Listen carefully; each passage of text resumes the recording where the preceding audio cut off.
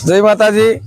आज रोज अमे समस्त जातपर बारिया परिवार वती बधा परिवारना चामुंडा माताजीना मंदिरे भेगा थई अने आजथी 2 महीना पहला जे मंदिरमां चोरी थयेलाना मुद्दे તેમજ અમારી જે જમીન માગણી જે છે જમીન રેગ્યુલરાઇઝ કરવા માટેની જે માગણીના મુદ્દા હતા એવા 2 મુદ્દા માટે અમે સમસ્ત જાતપર બારિયા પરિવાર જાતપર મંદિરે ભેગા થઈ અને વિશાળ સંખ્યામાં એક સભા કરી અને દાઠા પોલીસ સ્ટેશનમાં એક આવેદનપત્ર અને રેલીનું આયોજન કરેલ।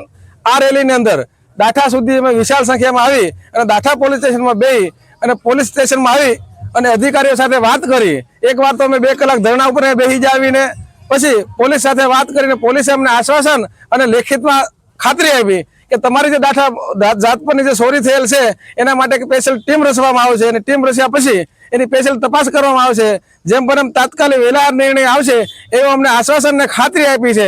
તેમ છતાં અમે પણ પોલીસ તંત્ર અને સરકારને એક વિનંતી કરી છે, જો તાત્કાલિક યોગ્ય નિર્ણય કરવામાં નહીં આવે, ચોર પકડવામાં નહીં આવે, અમારી જે મુદ્દામાલ અમને કબજા પાછો નહીં મળવામાં આવે તો આગામી દિવસોમાં મેં આજથી 1 મહિના દિવસ પછી એટલે કે 13/5 તારીખ 13/5/2026 ના રોજ ત્યાં સુધીમાં જો કોઈ નિર્ણય કરવામાં નહીં આવે તો પ્રથમવાર હું મારી સાથે 100 યુવાનો ટીમ રાખીને દાઠા પોલીસ સ્ટેશનમાં આવી અને આત્મવિલોપનની પણ અમે ચીમકી આપેલી છે।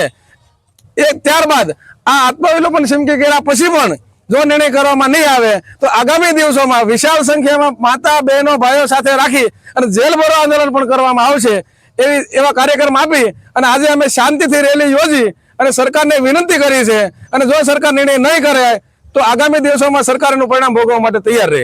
જય માતાજી। જય માતાજી।